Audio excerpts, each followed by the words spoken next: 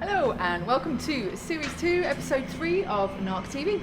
We're in the boiler shop in Newcastle, which is where famous author Robert Louis Stevenson wrote the book Pickwick Papers. I think you might find it was Robert Stevenson who built the locomotive engine, the rocket here, actually.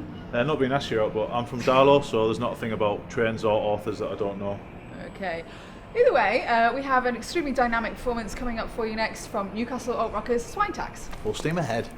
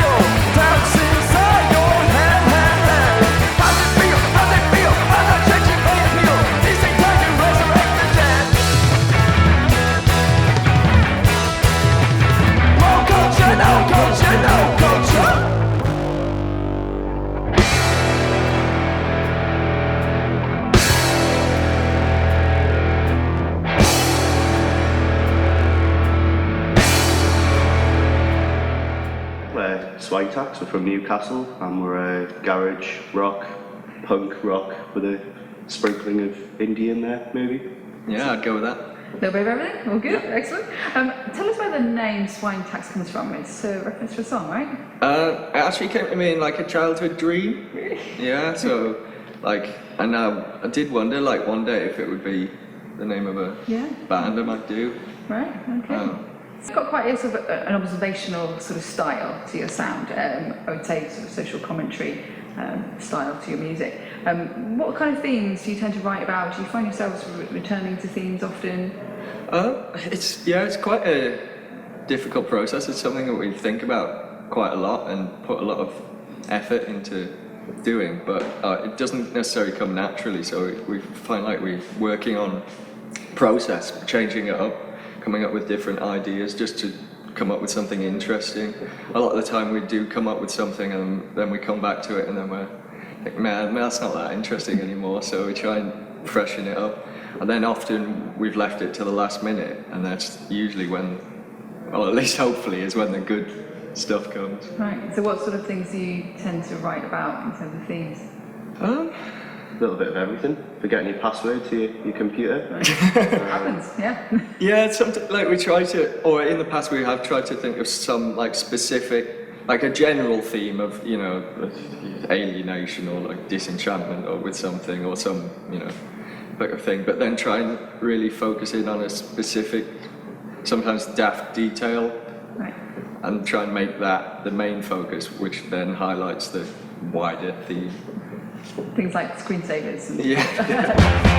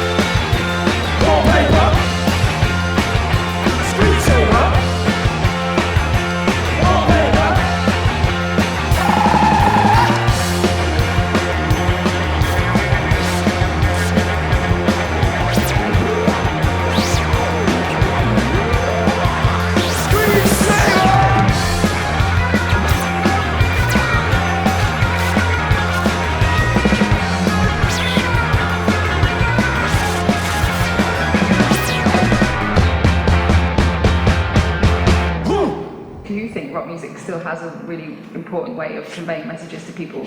People take in that sort of commentary and take in those sort of messages through music. I think it's difficult, isn't it? Because you don't want anything shoved down your throat. So it's got to be packaged in a way that's artistic and interesting, and that's the hard part, I think. Because I mean, there's certainly a lot of bands doing it, especially punk bands. There's a lot of ground to cover. Yeah, absolutely. And you've been working with Barry Hyde for the last couple of singles, is that right? Yeah. How's it been working with Barry? Obviously, he's a very prevalent musician in the region. Yeah, great. We're in the studio, God, when was it? Sometime last year, before the pandemic. And he just brought like a different energy, I guess. Like with Relax, he heard it one time and he was already playing it on the piano. He said, "Oh, you need to do this." So he's really enthusiastic. A lot of fun to work with, yeah. Brilliant. And would you say that sort of working with someone like Barry has managed to expand your sound? Obviously, with the addition of you in the last couple of years, you've got a bit more synth sound, and there are different kind of fields of music coming to the fore. Has that helped with Barry as well? Yeah, I wouldn't say that Barry affected our sound much. Definitely not as a band. It certainly more in the production it might come through, but in terms of our sound, I think that was more just, I guess, just experimenting, practicing, and with Ewan coming in, that adds another tool to your kit, so you can explore different things like that way. But with Barry, it was more about the production rather than, the songwriting or anything like that, I think. The sounding board, I suppose, as well, isn't it? Somebody else to back those ideas on. Yes, definitely. Good. And in terms of the kind of North East music scene in general, obviously you're quite a prominent kind of DIY band on the scene at the moment. Do you think that making that transition from a DIY band to a more mainstream, higher profile artist, is that becoming harder for bands these days? It's definitely harder than it was, at the turn of the millennium or something. I think there was especially from this region, there's a lot of bands who are still going now, who came through on the wave of, the Strokes and Arctic Monkeys later and things like that. So there's not that appetite now for that kind of music, but there's still plenty of, maybe not quite in the mainstream, but a slightly lower level, there's plenty of opportunities to gain a listenership, I think. It's just changed a bit. So is mainstream success something you're aspiring to? We'd like to do the same thing, but with more money. That would be good. Fair enough. Who wouldn't? And someone carrying the gear. I think. Up and down. Yeah. And a good spread, good rider, I think, is always nice. Yeah.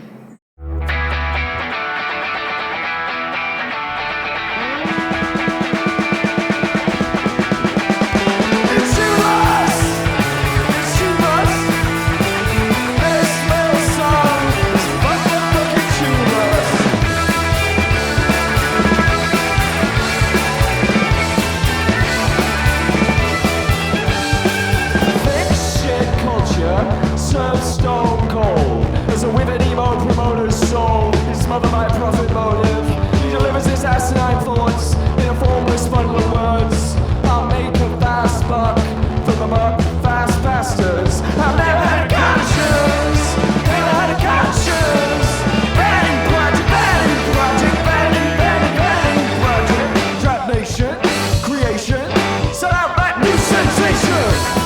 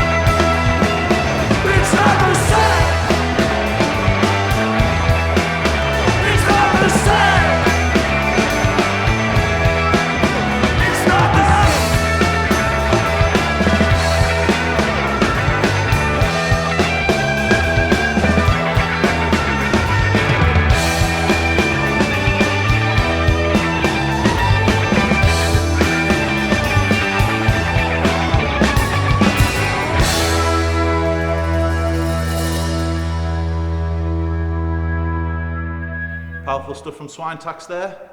An epic performance, like we've come to expect of them. Coming up next, in the beautiful surrounds of Middlesbrough Town Hall, we have some relatable indie pop from Nude Expanded, Komparrison. Enjoy.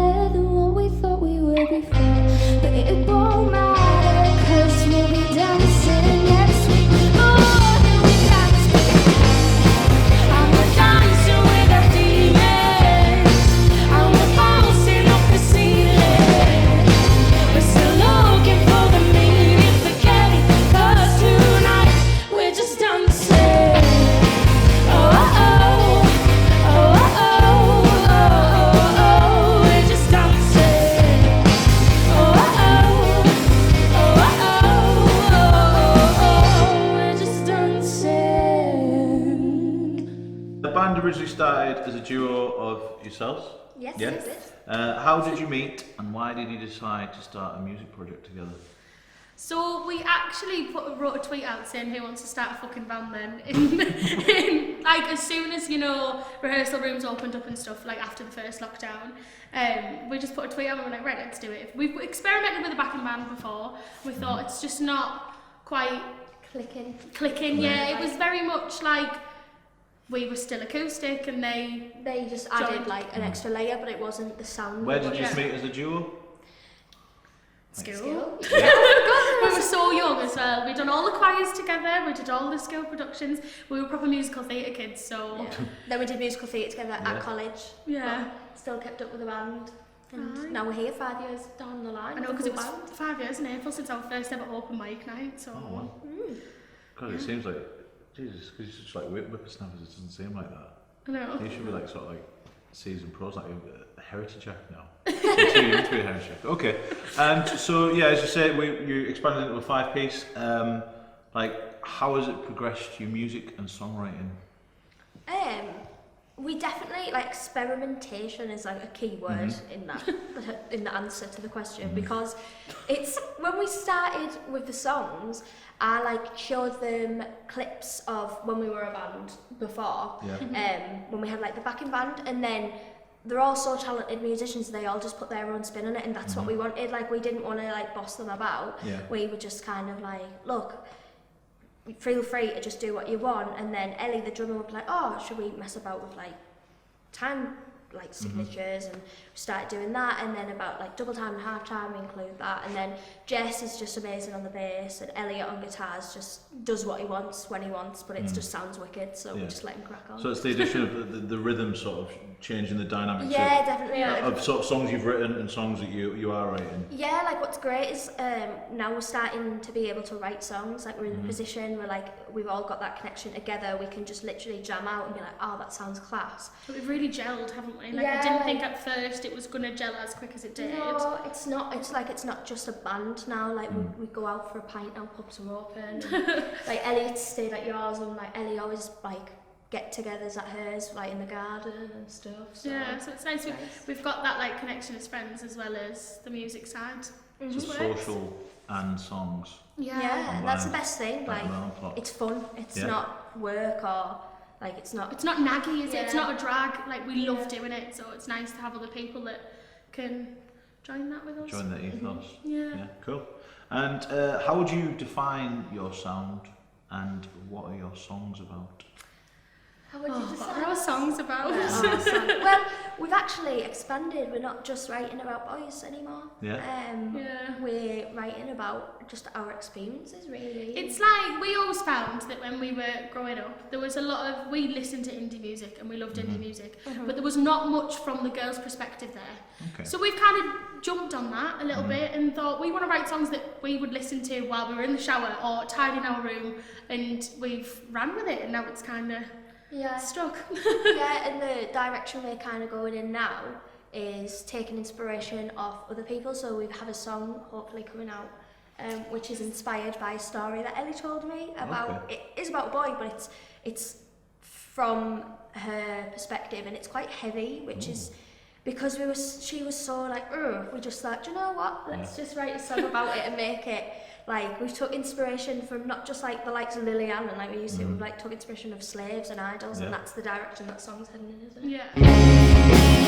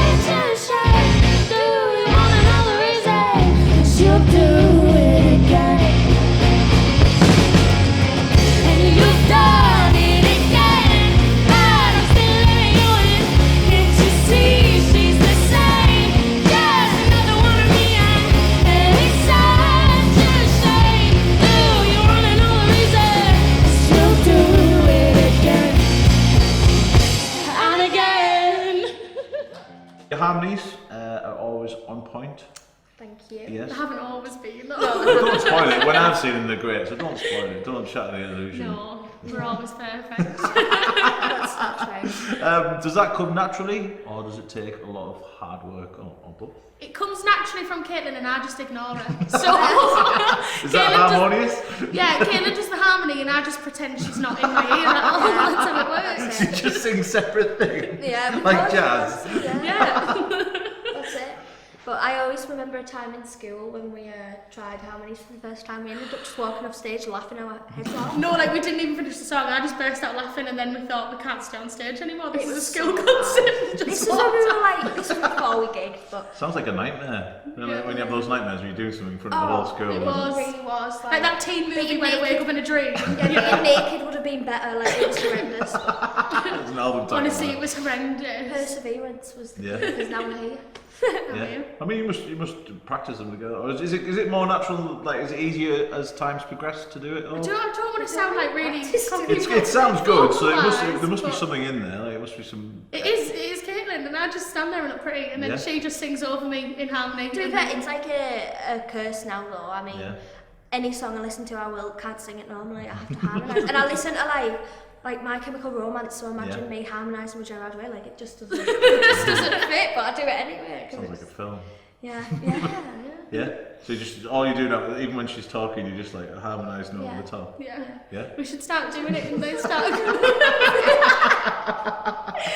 Oh, good. Right. And looking to the future, have you got anything exciting coming up that you can tell us about? We do. We have a few exciting things on for this year and next year as well. But we're going on tour, so we postponed it because of like lockdown and stuff. But really, I don't think we were ready for it, and I think this is the best decision we made. So we're going on tour in September. We're going to loads of different places. Can't quite tell you what they are yet. Though, We can but tell you one though. one, our hometown show gig. Yeah, which is on the 10th of September at the Georgian Theatre, and we basically said if it gets sold out, then our managers have to get tattoos. They have to get tattoos of all of us.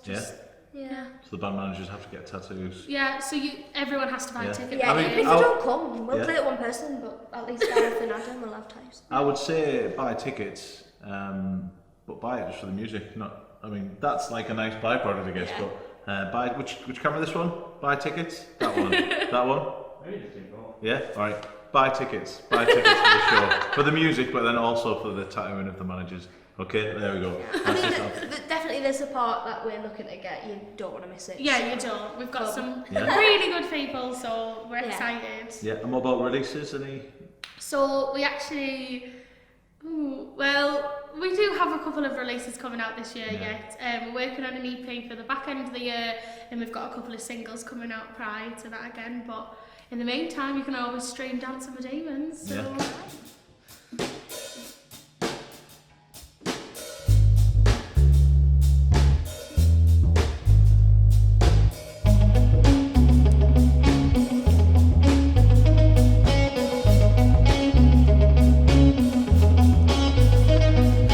Why does it surprise you when you realize you just got played by another one of his games?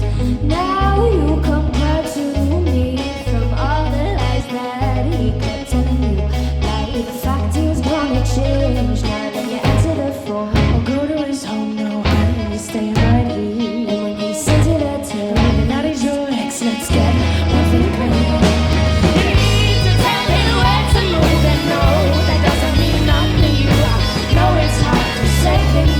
You ain't been missing the last one. You've been through all this before, so go and tell him to walk out the door. Happens every time, 'cause you're like a boy in me and you're broken heart gets stuck on repeat, repeat, repeat, repeat, repeat, repeat.